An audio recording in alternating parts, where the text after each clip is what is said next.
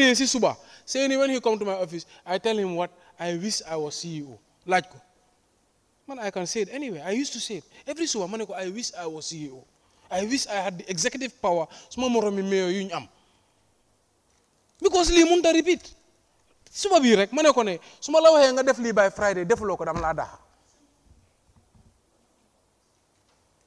because sometimes it's beyond me ba pare lu ñoo bil fii tey every councillor will leave this place the mayor will leave suñu égalee suñu revenue 500 millions kan moo ko benefit ni administration soo la ñokkee seen salaire ngeen jënaw ñun ñu ngi si mbedda bi booy nakam gëj na la ñoo gisante that's it but I'm telling you what we are even budgeting here today is not realistic it's just a budget ñu submit ko ministry moo tax every month ngeen dee ñëw suma office ma ne man jotuma lii ñu ngi budgetoon lii started la started because what you are projecting is not what is coming if you look at 2022 we budgeted 280 million we got 253 million so therefore 27 million of expense in budget munta neka ndax tali la ndax lii la ndax lii la we did not do those projects nga ñëwaat 2023 we budgeted 292 million loolu lañ budget this year and wallahi before end of year di ngeen ma ko wax we will not get more than 220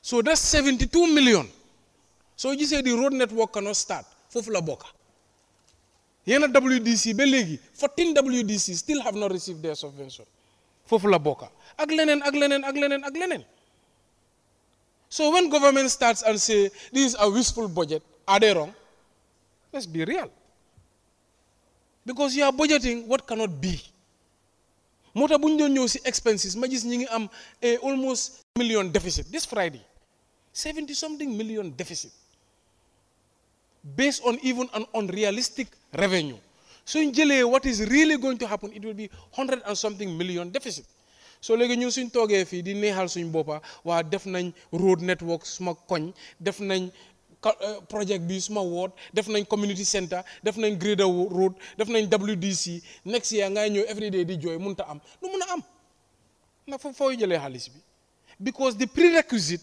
the hard work the foundation work defuñ ko so from the committee levels to the administrative level to my office suñ deful lu ma leen di wax nii every year nii la ñoo nekkee rek next year loo leen fi budget yëpp it will not happen da ngeen di ñëw complain suma office ma ne xaaral ma wax ak gaay su ma waxee gaay xaalis amut lu ma si mun and we are like that for the next 12 months then ñu ñëwaat fii ngeen complain so what we should do mooy ne right now every business boobu moo gën a yomba sax pour nga yónni consultant mi ne la there's 50,000 businesses nii lañ tudda this is the type based on your tariff you should be getting this amount suñ collector yi dem by zone every month you monitor let everybody pay nga set that business license boobu noonu suñ amee 90% compliance du egg 150 million or some figure that we never imagine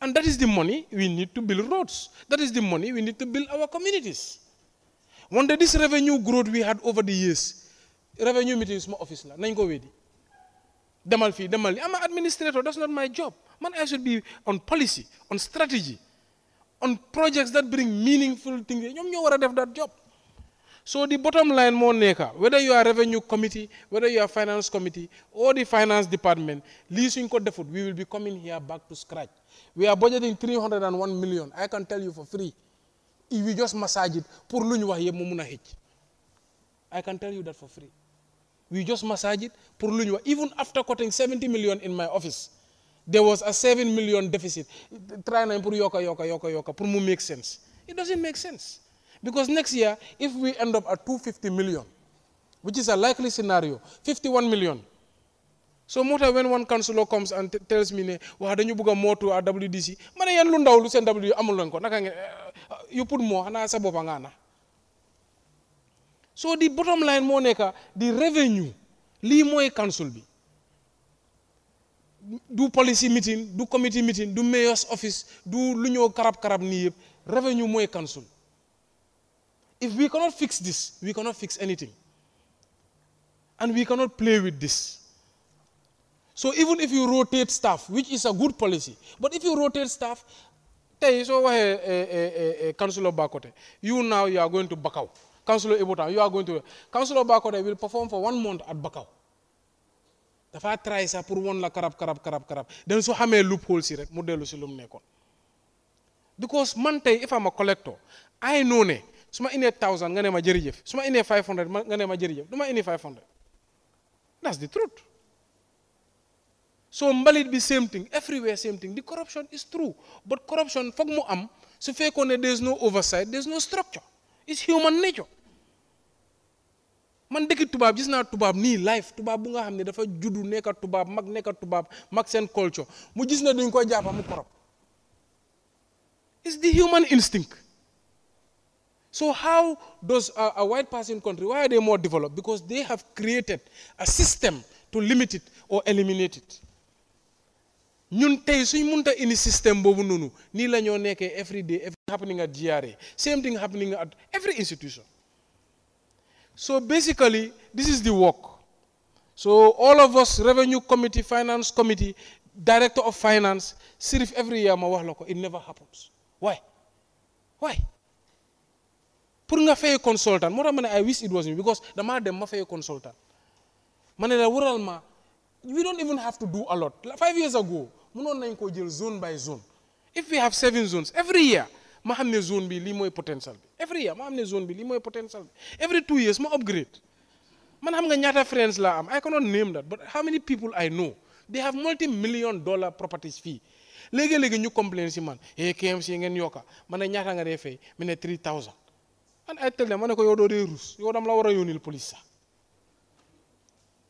I told them the other day, if you look at KMC's GDP, waxuma Gambia GDP de, KMC GDP is more than $1 billion.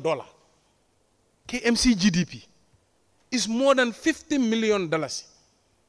What percentage are we getting from that? Now, 200 million over $50 billion in asset. It's nothing. It's 0.0 how many percent. Lolan la muna ligi. If you look at today, traders, I know traders turning over 3 billion, 4 billion, 7 billion, 8 billion, 500 million, 400 million. Demal nga set ban license la ñoo fay. 27,000, 30,000. So len ko yokale rek ñu ciow. You are benefiting so much from the society. Go to telecoms. They are paying, Africell, their revenue is public. Based on what they declare, 8 billion. Luñ du declare yalla mo xam. Check how much they are paying. 400,000. But check what they are paying pura. $1 million every year. Check what they are paying in GRA corporate taxes. Up to more than $1 billion a year. The biggest taxpayer. Then the way your main business is, you just throw 400,000 to the municipality like some sarah. But we are not structured. We are not organized. This is the bottom line. So one Nako Sirif, we start with Councillor Karamo, Councillor of Talinding South. Even the way we are categorizing our businesses is wrong. It's open for corruption, it's open for manipulation. Because you also import a category B. What does that mean? Nga ñew suma business nga ne mané where's your stock? Ma inil la bena box. Mané li rek mo fi ñew de. And I swear, if you come you will just find one box. Because my business is import and distribution from port to customer. Port to customer, you cannot possibly come and find anything there. And all these traders, they are turning over 100 million, 200 million. So what is the problem? There's that money out there. You don't even have the will to structure. End of day, if we collect 1 billion, we build all the roads in the municipality. But 6 years, wallahi, nañ togaat fi ba December. Ngene ma mayor ba légui li amut. Why? For what? And it's all the department, none of them are performing. So whole as a year on year, we were checking year on year. August 30th, year on year, license is 6 million behind from last year. Last year, same time, August 30th, you collect 6 million less. Rates 22 million less. Market 1 million less. Year on year, budget sade. Year on year. So last year, you have 253 million. This year, we are going to end up at 220. So I'm not 70-something million budget. Do road network fofu la boka, ñeneen sen subvention fofu la boka, ñeneen sen project yu ndaw fofu la boka. So then what is the point of this budget session? It's just to have something we can tell the public and take to the ministry for their signature. That's it. Elek ngeen ñëw nag every day mayo. And then they did not do what is to be done. So man, every day I'm thinking how to avert disaster, how to make sure salary is paid. Is that a way to manage an institution? So this is the problem. This is the diagnosis. Ma wax leen ko point and clear. This is the problem of tey man mayor man nu ma dee remember ye numbers. Ben director du ko dee remember, CEO du ko dee remember, staff si duñ ko dee remember. Ñoom dañoo ñëw ñu ne ma lii 5 million la 1 week later ñu fàtte. It's because you don't care. Man, I tell them, man, you told me ne 5 million. So tey as a mbalit manager su ma la laajee yow lan mooy seen revenue amount xaw ma de xanaa ma check. Koo laaj xaw ma de xanaa ma check. You have spent more time in this institution than me. You don't know what is the potential of your revenue department. You don't know what is the potential of your truck. The mbalit trucks, man, I don't understand it. Wallahi, I don't understand it. Yow xam nga ne truck su dawee guddi ba bëccëg nu mu tuuti warta ini less than 3 or 4,000 nu mu tuuti truck ñëw jox la 1,000 nga ne ko ay waa ñibil jërëjëf truck nu mu nasa si fil bi warta dugga si annexe bi before 4 o'clock sakaduma léegi yaa ngay dem Tambana every day ma gis truck mi ngi ñibi 1 o'clock ma call bolong wala ma call kenn ma ne ko ma ngi gis truck bi mi ngi ñibi 2 o'clock okay, xaaral ma check. Elect same thing. Gannaaw elect same thing. And sometimes, gis nga nit, you have to have self-preservation. Moo tax ñu dee survive. Because man tam dama toog léegi ma ne my health, my family, man tam I start becoming selfish. So ngeen toog nga gis ma office, boy, me yow sa waraatu nii. How long can I do that? How long can I do that? I'm a human being. Man tam dam dee yëg, dam dee am stress. Every day we cannot be chasing the same thing. Yo ñu ngi laa fay pour lii man fayuma pour loolu. So this is the problem with KMC. So your finance committee chair, revenue committee chair, this is the problem. And if we do not put our resources and invest in this, we will be coming next year the same ngiri ngaro ñuy raam di dem. At the end of our term ñu ne at least gars ñoo tane ñeneen ñi, but we are not great. And we leave the same weak institution pour keneen mu ñëw inherit ko su nekkee council party ñu yaaxa su nekkee council bu nga xam ne amuñ energy mu nekk the same council bu am energy they also waste their whole seen kattan yëpp di jéem a ekati li okay so this is the problem so whatever we are budgeting here 301 million best believe nuñ affaire bi di demee nii faata leen 55 million or 60 million duñ ko am so dañoo toog ba yee bi jeex waa ma ne tali ba léegi mënuñoo stade xam nga meyo yaa ngi promission ñun ñu wax ne lii lañ war a am WC ñun ñu ko bañ a jox fekk du loolu they are refusing to build the structures of the council okay anyway I've talked enough yes Christian community rep.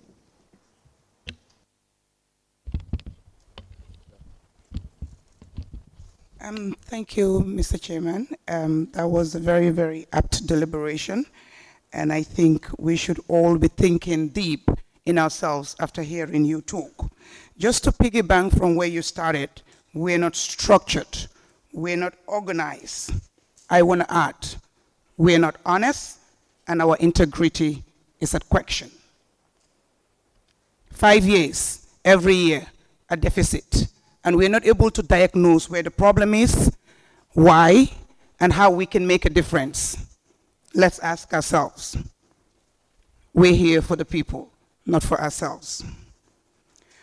But listening to the deliberations before me, it seems we know what the problem is, but we're not paving a way as to how to tackle it. Why, I don't know. Is it not the willpower? Is it competence issue? Is it capacity issue? Is it resources issue? That has to be determined. Because if, you know, what I see, when I went through the document that they sent us, I came this morning asking my colleague, did they send us the budget? He said, yes, they sent it to you. I said, what I read did not look like a budget. It was just figures being thrown around and added up to sum up to something. Because nothing here tells me how we're going to achieve these budgets. I believe what we need to do, we need to use the SMART approach. And when I say the SMART approach, whatever we do, there should be specifics. We need to know specifically what we are working with, what is at hand, and how we're going to work around that to achieve what we need to achieve. It needs to be measurable. And I don't see that in the draft that I went through for a couple of days. It needs to be achievable. And of course, if we're not specific, if we're not measurable, there is no way we can achieve what we set out to do. And whatever we're trying to do has to be relevant to what we do, that is running the affairs of council. And of course, it has to be timely. That we can tell, it's a budget for 1 year. The time is there. But all the things that I've mentioned, we're not specific, we're not measurable, we're not achievable. What we're doing is not achievable, and it's really not relevant. So therefore, this budget cannot be realizable. And something I want to mention here, there's something called the Pareto rule, or the Pareto principle. Some people say the 20-80 rule. Chairman has mentioned, I had asked in our accounts committee meeting, how many markets do we have? Of course, we know 19 constituencies. How many markets do we have?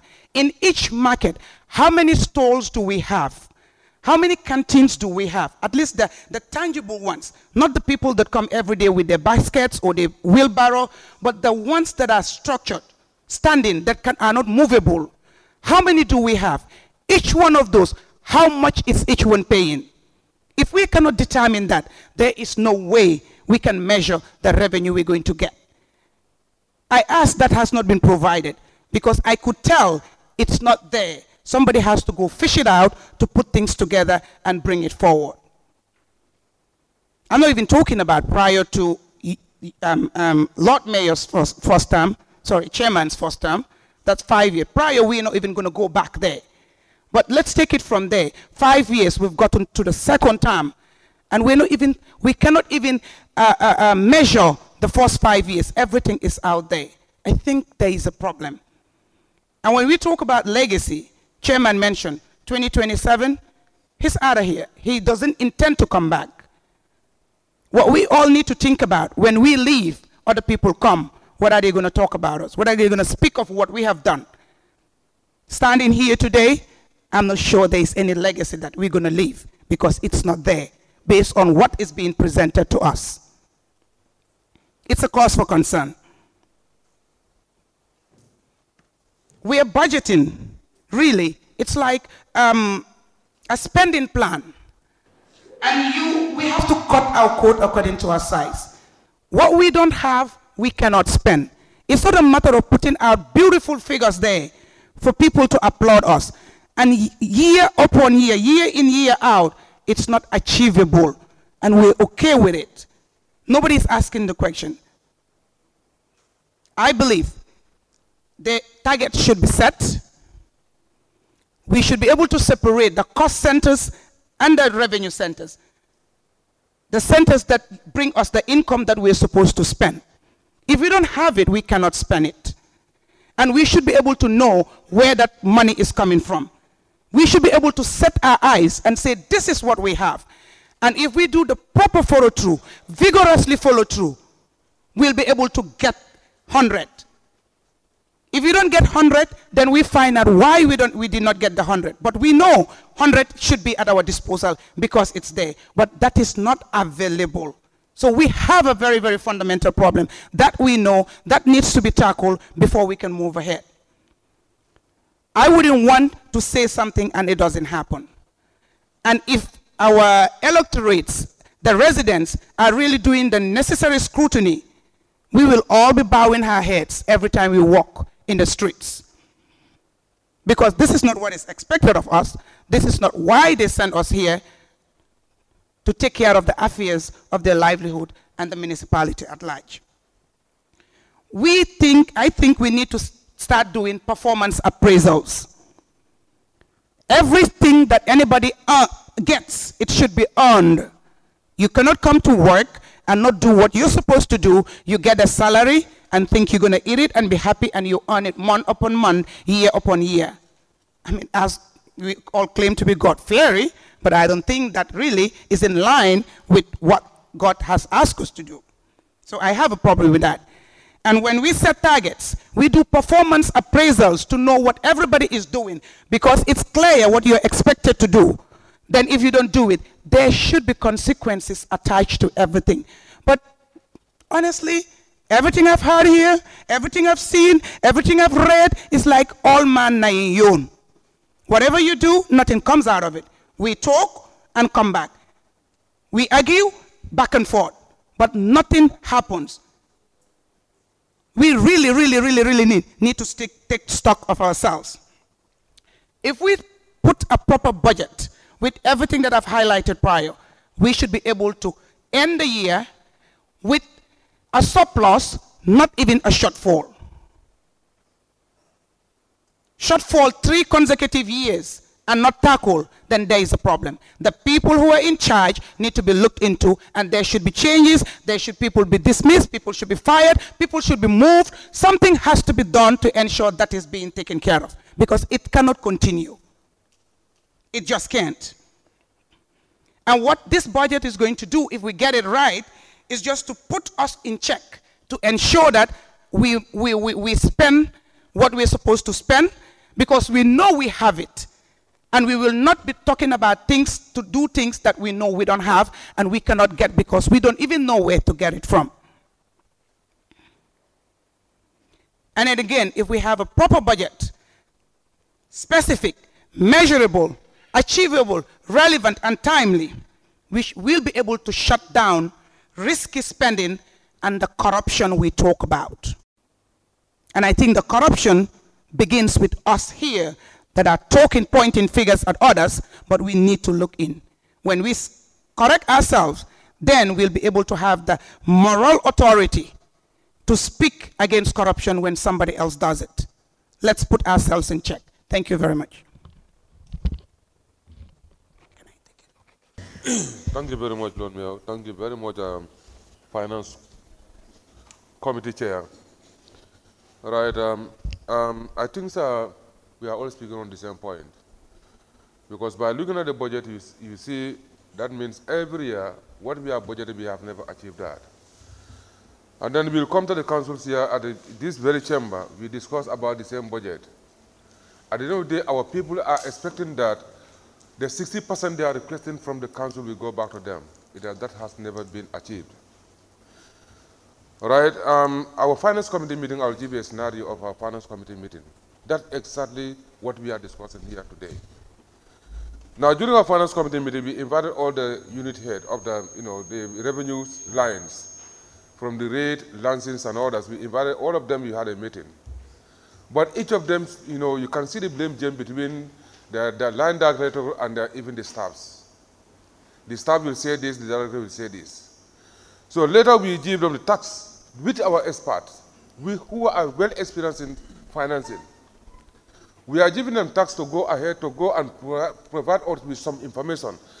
Could you believe this information, to get it from them, we cannot get it? I don't know the reasons why. Last time what I told my chairman, I think it's high time for us to write to them. You either do it or be otherwise. If not, you always asking information why the committees are sitting. When you talk about restructuring, that means the committees are there for oversight function. When there's a problem, you can able to solve this problem amicably. But when the information are not given to you, how can you solve that problem? You are sitting that information. You don't want to give us information to make sure that we fix those problems and then we move ahead. We cannot even get. Like the lancings, the number of businesses, it is not realistic. I've been saying that here. Even when we are in that other chambers there, we have been saying it. You cannot just say, you said it's about 53,000 business within KMC. When you look at even Bakau alone, come down to Westville here, it's more than 56,000, businesses. And still now, that means there's no improvement. That's the same figures we used to have. The CEO came up with an idea. Now, these businesses are here. Where are they located? What type of business are they? Now, we need to have this category of this business and where they are located. This information, could we believe, Lord Mayor, up to third committee meeting, we cannot even get the information from them. I don't know what is the problem. right? When you come into rate, the same issue. Sometimes the rate of the guys that are going to the field to collect this rate, they will say, I've been in that zone, but I don't know the zone. I'm not familiar with the zone.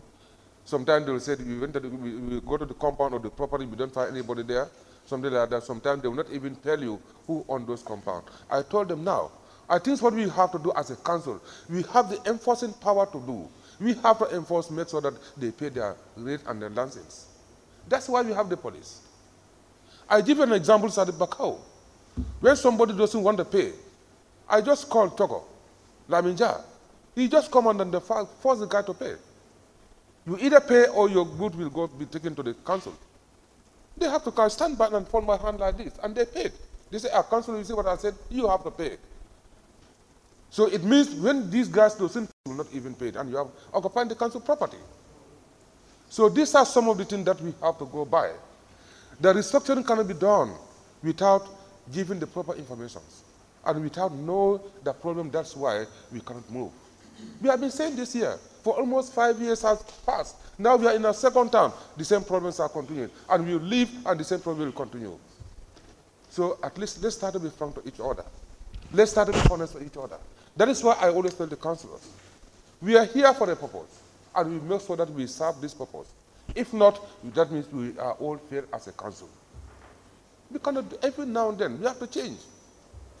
You see, when you come look at the market, as the councillor of Bakoto said, really, you could look at the market. When we do our collections with the deputy mayor at Bakau market, we know how much we have. How many market in Bakau? Even though Newtown market is not that much groovy. But now you go to Bakau, all the sites of those markets are now business, up to your grandmother compound. It's all full of businesses. When we do, we know how much we collect, and still now the figures are there. But now the collection is always go below that. When we council have restructured the markets and everything is there, it's below that now. Even I'm here, people are calling me that we need at least a space to do business. Business are always operated. And you see, this night business I talk about here, when you come here at night, you couldn't believe, you think that we are in the daytime. All over is businesses. Even back up to all those highways, you see the people are doing business at night. We have to make sure that we get revenue from those people who are operating at night. But it's not happening. Yeah. That's not happening. So we have to make sure that we give out information to the right authority. Yes, telling out.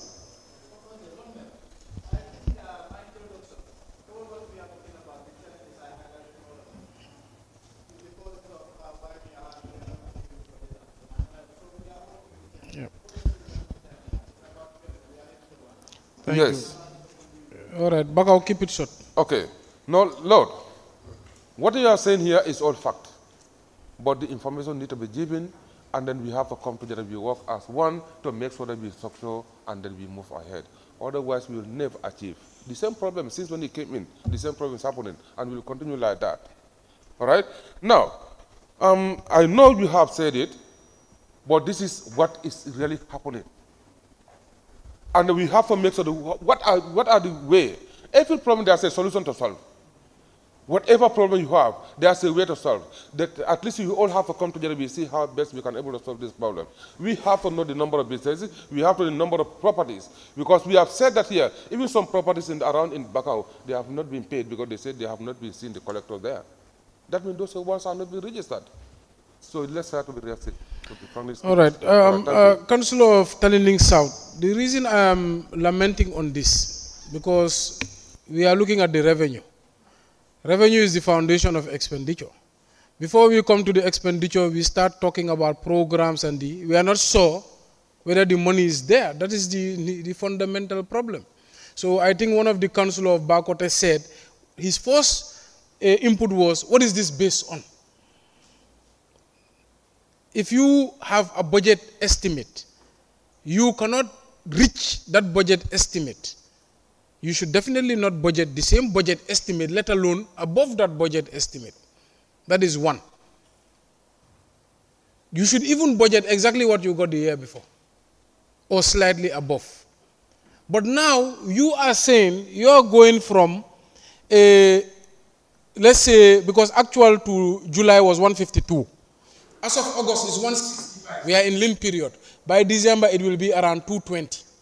Now you are budgeting from 220 to 301 on what basis? What has changed? Did you capacitize your staff? Did you bring a new tariff? Did you bring new revenue lines? Did you structure your revenue base? Why? That's a proper budget. Every budget line, even if you break down, let's say admin, you go to specific court fines, that court fine, warna am addendum. This is the reason I think the court fine will increase because of so and so. Facts. O dañoo nax suñ boppa xam nga luma leen di wax man suma boppa lay protect because dañoo ñoo approve lu nga xam ne munta nekka ëllëg every councillor di ñëw suma office di ma disturb si lu nga xam ne mënuma koo fix. That's it. Because lu ñoo face with is a fundamental issue. And Director of Finance mi ngi nii yéen ñëpp ñu ngeen fi. There is a reluctance to fix it. I know the problem. We all know the problem. So xamul lan nga war a collect doo xam lan nga war a def. You need the information to know, okay, now I'm going to introduce this policy, I am going to do this restructuring, I'm going to put this strategy, I'm going to do this rotation. Feka, we know what is on the ground. So we are operating blindly. So suñu operate blindly, nit ñu blind, ñun ñëpp suñu takkee suñu buti lu xew dañoo tampangante. So loolu laa bëgg a avoid. So estimate bi dama bëgg a lamen ne this estimate needs to be corrected. So sirif man lu ma dee bañ comme soo gisee ma dee wax with so much frustration and anger dama bëgg nga calm ma down.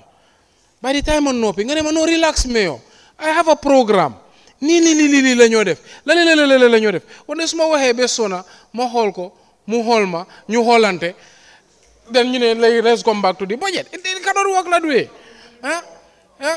Yes, wait, let Latri Kunda hearing and come, then I will allow you to answer me. Yeah, thank you, Lord Mayor. Well, I think we should not waste our time here, for already the problem is identified. Like Lord Mayor has clearly exposed the problem and other members. So we must not waste our time here. Simply because we already noticed that the administration, I would blame the finance, whatever, because you are in charge of the revenue lines. For quite a long time, we've been pushing for you to maximize the revenue. But I could recall some time 2008 ending to 2018 to 2019. I don't know you did it for a purpose or what, but during that period towards 2000, I think there was a jump, a frog jump for that matter, but all of a sudden, you know, you start to go down. Why? But to cut it short, I think we should come together and pass a resolution here to impose to them to hire a consultant, because without data, without facts, come on, we'll be looping all the time. So we must not waste our energy here. We should ensure that data is guided, that is factual, so we can go and get this revenue, the potential revenue on the ground. All right, turn things out, then I'll come here.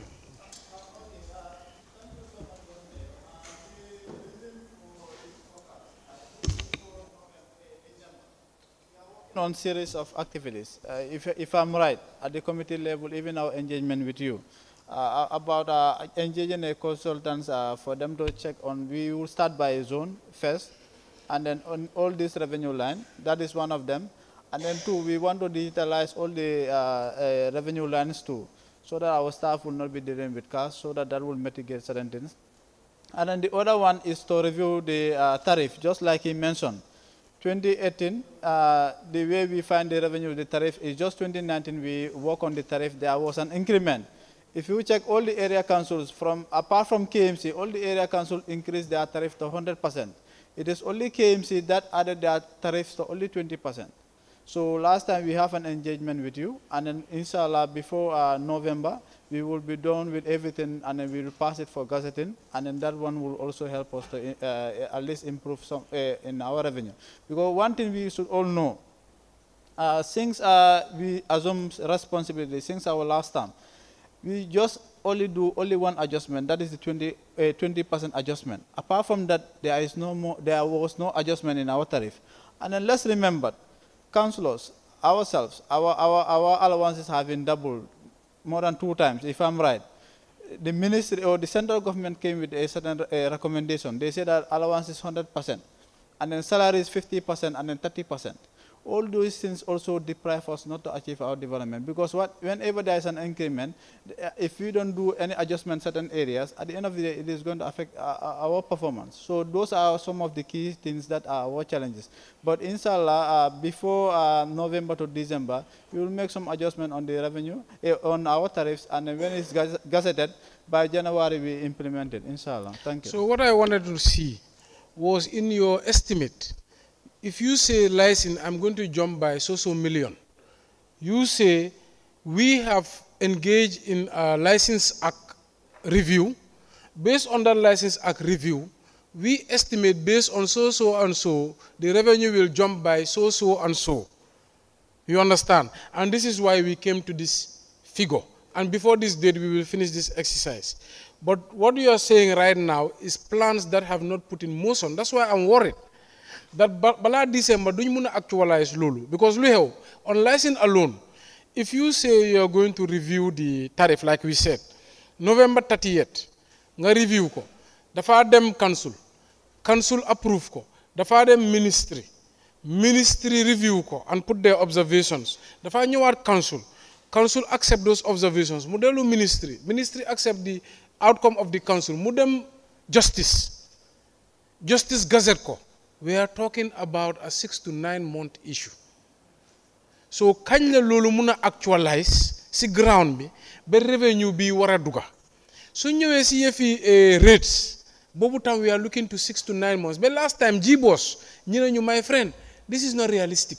You cannot achieve it by November 30th. I think you are the one said or somebody, let us then try ñu door ko by zone. Ñu am timeline da nga gis ne bala end of next year ñu pare zone si yep, because da nga faté suñ défé all this data, then we have to come to the actual structure on the ground.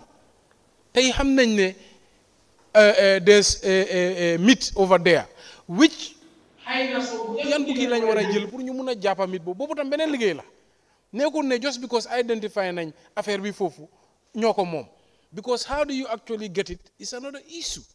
So motal li suñ ko gaawona def lu tamay gëna emphasize this is the most important engagement this council can ever do. Su fekkee ne lii rek la ñoo def sa ñu bàyyi office def nañ yépp, because future councils will have resources. Tey soo ñëwee nga ne ma léegi every year Talinding I want a packet bu nga xam ne tangible projects 20 million mun naa nekk, because end of the councilor, any development that comes to Talinding or any ward is for the benefit of the municipality. Moo tax ñu nekk fi. Sa tur mu ne, mayor turam mu ne, administration turam mu ne, we leave a good legacy. But if we are telling ourselves, we are going to build KMRNP, we are going to repair our markets, we are going to help the WDCs achieve some projects, all these things, daf ñoo neex rek fii. Wante suñ demee si ground bi du am. Tey, the reason I am frustrated, every week, Department of Planning, dañ ma doon engage time boobu yëfi KMRNP, munta door. Halis amut. Even the vehicles we procured from Espas, they did not pay it until I came back and insisted ne dañ ko wara fay. So yaa ngi amel nit, yaa ngeen def date boo ko wara fay, fayuloo ko. Charles Jaw bind nañ ma letter right now. Ñu ngi leen owe subvention 750,000 that we are obligated to pay. Nga ñëw Fajikunda market through KMM. Fajikunda market, we paid 3 million out of the subvention. The owner of the land refused to take the money. 7 million we have not paid. The municipal bus service, they have gone to banks based on our subvention. Still the banks cannot give them the money they need, because even one butut we have not paid towards the subvention. $0.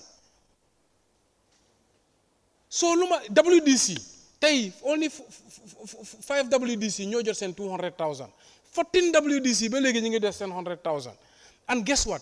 Every single person out of these people, mayo dimbale ma, mayo nima, ne legi sax awma luma def sax ma daw ligi. Yeah, because I don't want to be stressed the whole day. How can I solve their problem? This is why I am frustrated. And frustration be a feel adore. So fees you come to fix. Man my son because they know them budget on realistic things. Everybody come to my office. This is that. Benanit. And I don't control the resources. Okay, thank you. Okay, now, for example, the reason why I said so is not because of this discussion. The GIS guy is sitting down here. 2 months ago, I myself personally, I went to his office. So, but the deadline that he said that he will be done with this activity, is it November, if I'm right? Yes, November to December, he will be done with this activity and then do proper valuation and so on. But the reason why there is a 6% increment, so our target is the lancing. So rate is not part of it and other things. But the 6% increment, I think the time they do the introduction, they said there is a 6% increment. So for that of the lancing, to do this, to do with the tariff, it is going to take the committee only a week, only 1 week. And then now it depends on the management, how fast they can fast track the write-up, send it to the ministry, from the ministry, council, and then the AG chambers. It is left with the management. But for at the committee level, it is not going to take us more than a week. Thank you. Bagore. Then Sirif, you will come next. Yes, thank you once again. Lord, I started this whole thing by asking a question, what these bases are to increase budgeting. But I get no answer neither from the Director of Finance or the Finance Committee here, or what I heard from the Finance Committee here are different excuses. But for the finance, the first thing, you cannot just relate government's salary increment to our revenue and declare. We are not talking about the fund we have, how it is spent. Let him, he has not put on his point. Let him put his point. Put on your mic so we hear you, sir. Put on your mic, Councillor. Why our revenue is not increasing as we expected. In 2018-2019, there was a big jump.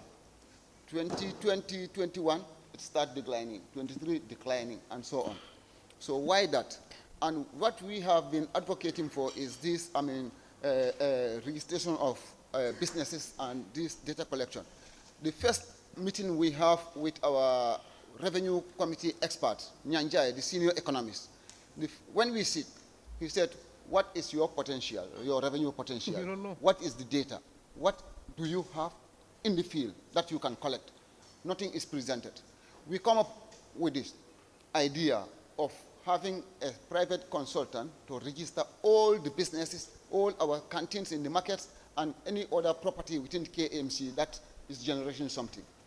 The management says, the Director of Finance says they are working on it.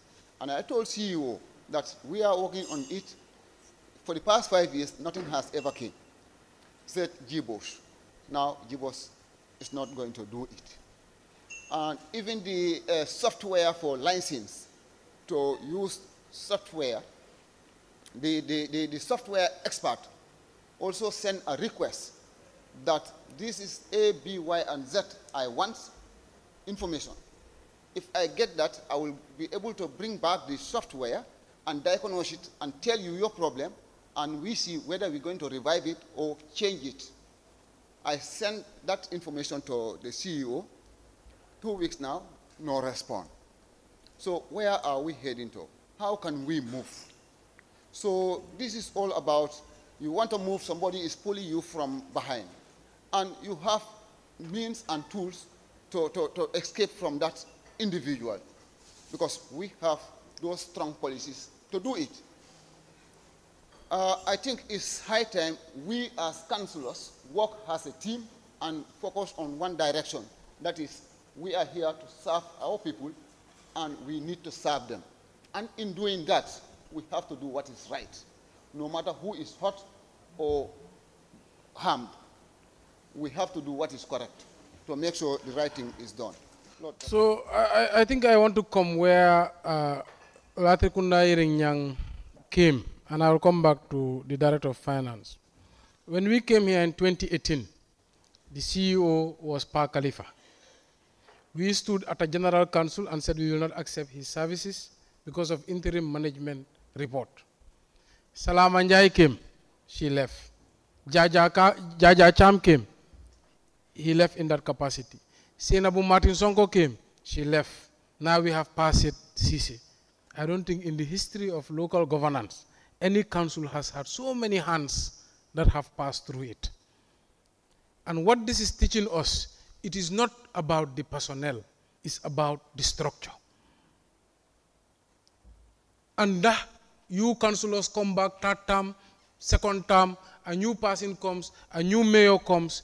If we do not tackle this, the same faces change, the system is just not there. Mota Manel in the revenue, if I am energetic and we are monitoring, we are saying, check nga fi, demal fi, kale demal fale, kale demal government, as if I have all the contact in government. Damlen they call ni Maya, Fatima, and Asun Halis, he knows. If that same type of character or that same energy is not there, revenue will refer them down. So what I am saying here, what DM is, Councillor of Latrikunda Yiringanya is saying, this is the fundamental thing that can change the trajectory of the council. And CEO, it must be done. Revenue Committee, Santana Nilako, Lidu Yefi Director of Finance, is the CEO. Mota Teisi Subamodo, I wish I was CEO. Texi dama buga dole da. Buguma ben Local Government Service Commission. Because it's very simple. If I give you a task, accomplish it by this date, you cannot accomplish it, bye-bye. Mota America de dem. America amut maslaha, amut foy bole. You are fired. Goodbye, you are fired. So people have to work. So basically, Lumalendi emphasize ni, fine, we are going to budget, we have to budget. We cannot live here without a budget. But knowing in your mind, what we do here is not realistic. Because what the Council of Bakote asked, all these estimates are not based on anything. The only one I will believe, Moine, Nganema, this year we are going to make 220. Let's budget 220 again. Bobo, I can believe that.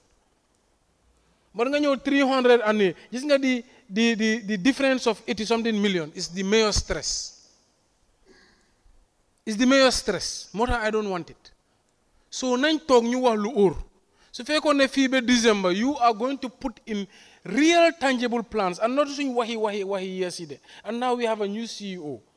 Go and do an expression of interest, invite people who can do the job, advertise an RFP, let them send you proposals, go to your contract committee, go to your council, go to GPPA, get your approval, na start ligay.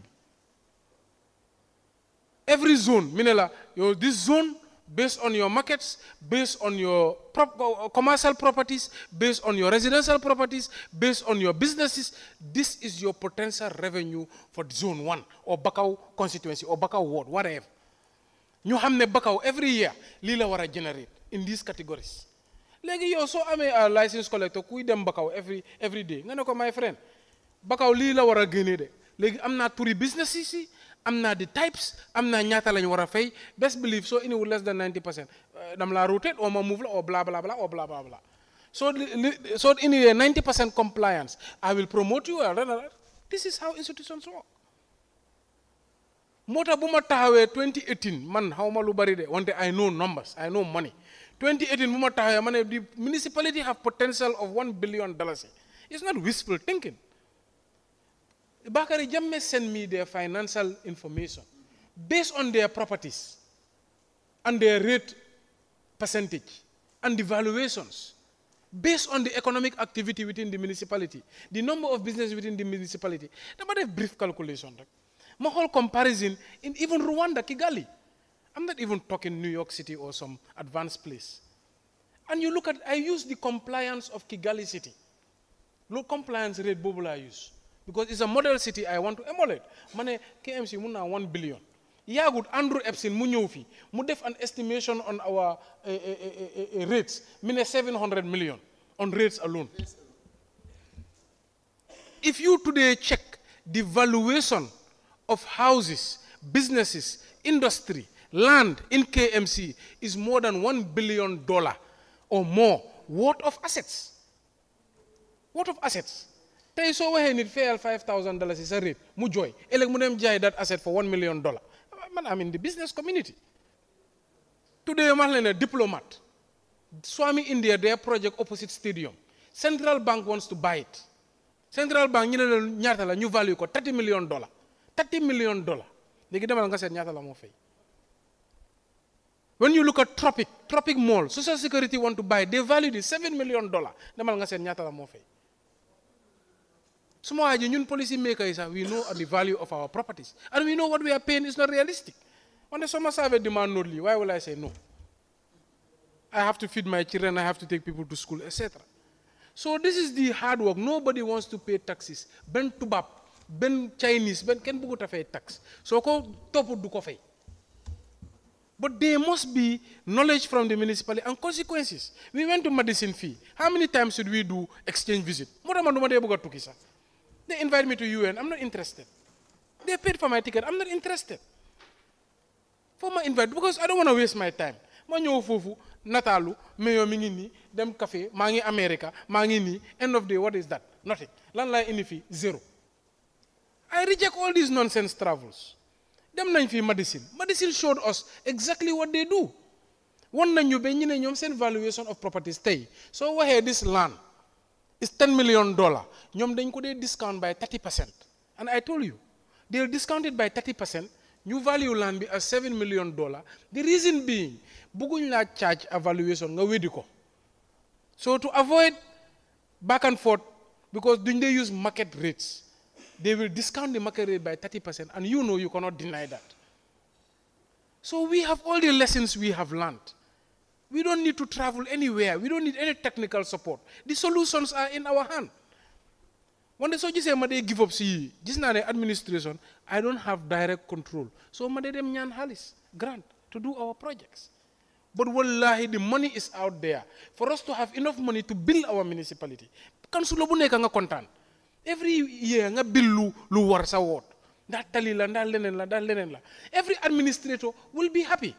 You can buy your car, you can have good salary, you can have all the benefits. Kan moy chow if the money is available, if we see development in our wards, if we see our people happy. But in economics, it's called game theory.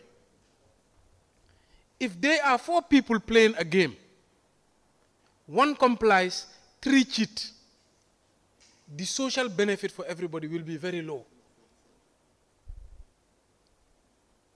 The theory is if both of us comply, the social benefit is highest. I don't know if you understand the theory. I don't have diagrams to explain, but this is game theory. Stephen Nash, he created this. It's called game theory. Go and learn about it. So li mo de nek corruption. Deka yu am corruption, mo ta du ñe mëna dem. Ñepp ñi ngay cheat system bi. So system bi amul xaliss.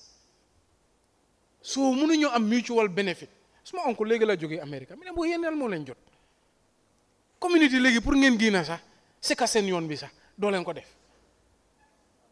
Den ñi ne tubaab yi amuñ culture ni. Tubaab yi ñoo ñu gëna am culture.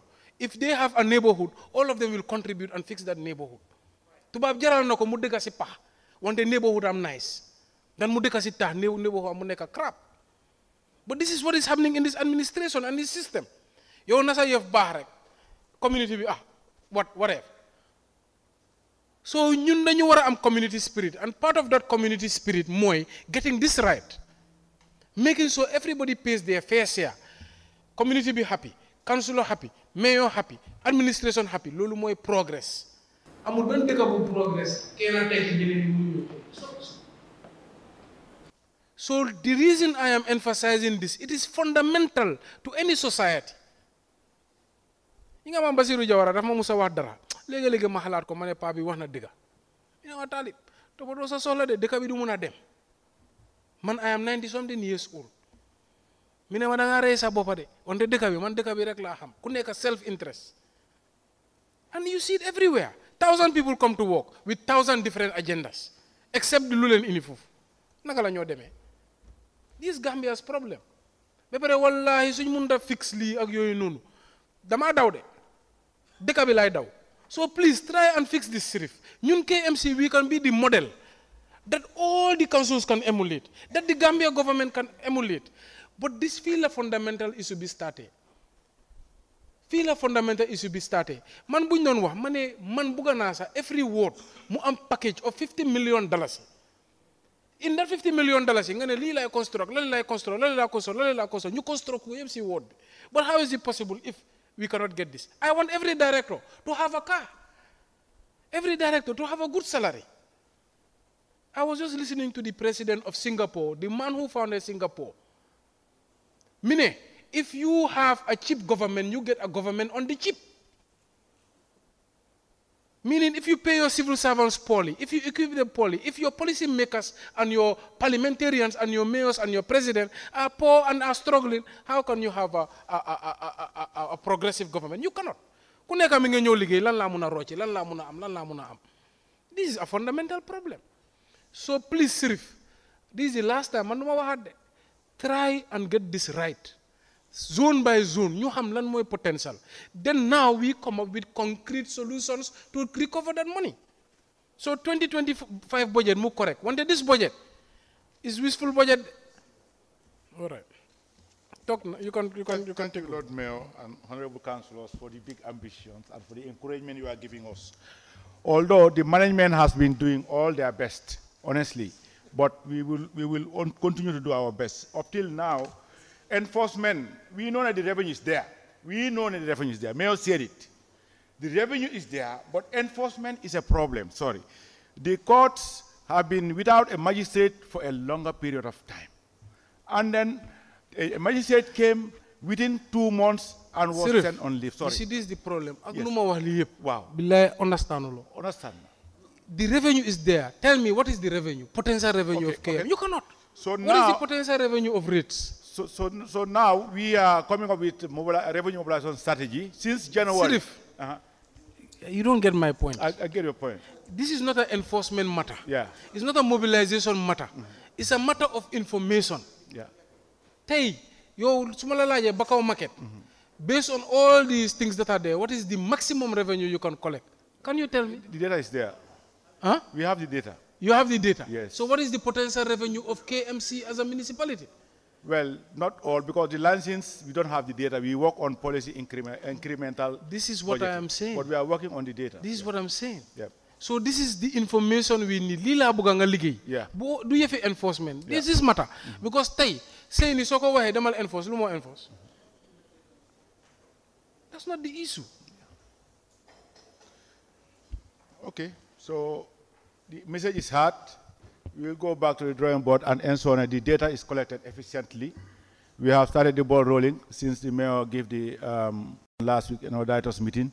Even yesterday, we shared with the MOU with GBOS. Actually, going with tender will take a longer period, but GBOS can be done in-house with them so that we can hire, they will coordinate, provide the logistics and the equipment required for the GIS. With our GIS team, they are working alongside. Although halfway has gone away with our GIS in-house, which they are linking now the database with the GIS to ensure the data is captured accurately. And then the PLOS code, we are also collecting PLOS code alongside since January. Both the license and the rates are collecting the PLOS code from property to property. By end of the year, we will be able to get the actual data for the rates and trade license. Yeah. So I think by next year, based on this budget and the activities we plan to carry out, this budget, we ensure that we will be able to achieve it. We ensure we will be able to achieve it. Yes. It's doable. Honestly, it's doable. Yeah. I want to contribute one thing. I believe, like I always say, I believe the revenue are down there. So the strategies and plan they have to lay in place, those are not the plans they are doing. But I think, with the help, like you said, the new CEO, and if Sirif also collaborate. Like just few days, I was talking with Lami. I told him, look, I think, councils, they said council salary is $8 million. $8 million. But if you look, council, before on the 15th or after on the 15th, the CEO will make sure that that 8 million is budgeted. Sorry, that 8 million is there. And I think, that is risky. But like I said last time, we even involved, because if you look at the budget, but yesterday night I was looking at the budget, I am shocked. If you look at some of the grade, this grade, I don't know how do they change this grade, but these grades are not there. I can, even Clark can be a witness with me. Sometimes there are certain staffs, they wrote to our committee so that, we can adjust their grade. But at times we refer them. Because if, for example, you are a staff, you want your grade to be increased, you don't have any qualification, come on, it doesn't make any sense. But we are seeing here in the budget, you see, there are certain officers, if you look at the secretaries, their grades, I don't know where they take this grade from, but these grades are not even at the payroll we reviewed last year. So there is a problem. So I don't know where the problem lies, but all those things need to be fixed, because if it is not fixed, it's like, for example, there are a lot of vacant positions right now. Those vacant positions are not even full. Council salaries is going to 8 million. So what about if those gaps, if those vacant positions are all filled? It will go up to 14 million, no one knows. So these things need to be looked at. And I think, we told CRAC to write to, how to call it, Minister of PMO, so that, they will come here and our HR expert will collaborate with him and make a staff audit. Because if we don't do that, I think there will be a month. I'm even afraid, November to December, where the council can pay salaries. So all those things need to be factored. And I think, the finance department also, at times, I don't know the budget officer, how the budget officer of council, but these are the things that the budget officer quarterly, or even every month, should know exactly, look, why these things was not, they should project it and make sure that each month, how many % of the budget is coming. But I don't know whether the budget officer is doing that, or whether we have a budget officer. And I think there was a time the ministry even pushing that, so that, we have to get a budget officer. Because if all those things are not in place, for example, the market is supposed to collect 60 million. First half of the year, they did not even bring 30 million. The budget officer will raise it flat, and tell, look, why these things were, come on. Those are the things, the steps, we have to take in order to achieve our budget. But if the budget officer is not there, or the budget officer is not here, then it will be very difficult for us to meet our budget. It's not a magic. So I think the revenue committee, when we were setting it up, I think one of your experts raised this issue. And this is why at the end of every year we have environment issues, and because even the budget is not respected. Because today, you budget, you are going to spend this much. First of all, for unrealistic budget be new. Nga exhaust amount more budget in 6 months, nga realize that this item is vital, like fuel or another maintenance. You have to maintain your vehicle. But then sometimes they wait until it is completely exhausted. Then you run shelter-skelter pour jema adjust. So a budget officer, I don't think the department has a budget officer. Last time I even called the director of finance, admin, and the CEO. Mane solen amul budget officers are weekly. You should be having a spending committee. 3 of you. You are the signatories to the council. Ngeen xamne li ngeen buga spend, la ngeen buga spend, li mo budget, la mo available. You track it. When they harbe funds exhaust the run. So anyway, that's another point. But now, I think the point on the revenue, there's no point reviewing this revenue. So it's better you put in strategies finance committee to see how we can structure the base. These are medium to long-term issues. Short-term issues, how do we increase our mobilization effort and our enforcement effort? For us to catch up to last year's revenue, from September to December, every month we should generate 22 million. 22 million. That's what we need to generate every month. So revenue committee keep track. Every month, September to December, we have to generate $22 million just so we can have what we had last year. Wahumala budget. 253 boobu suñ ko bëggee am 22 million every month loolu lañ war a achieve. Okay, then now you have to put strategies for next year. Okay, and in your strategy as revenue committee, I think you've discussed various issues. You've discussed the idea of areas like the Fumeni Pakabi around Joswang, people who are not paying. You've discussed issues of potential outsourcing to companies that collect, like Lagos State. Man, trip you Bugadega as a revenue chair. Make a connection, Lagos State. Go find out. Tinubu, Nakala Ekate Lagos State revenue by thousands of %. He did it without any help. Okay? So the other issue, how do we outsource? Another problem, demand notes. If people do not get their demand notes on time, tax dafa am peak period.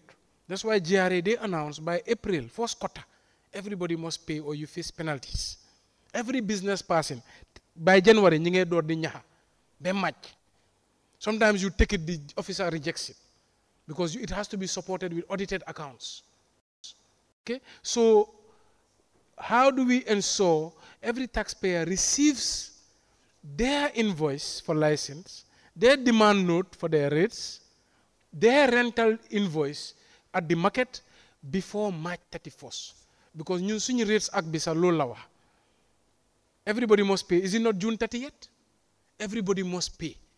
Payment after that will attract penalties, but we are not enforcing that. Okay, so I think these are the things that need to be done. So we can move to expenses, Director of Finance.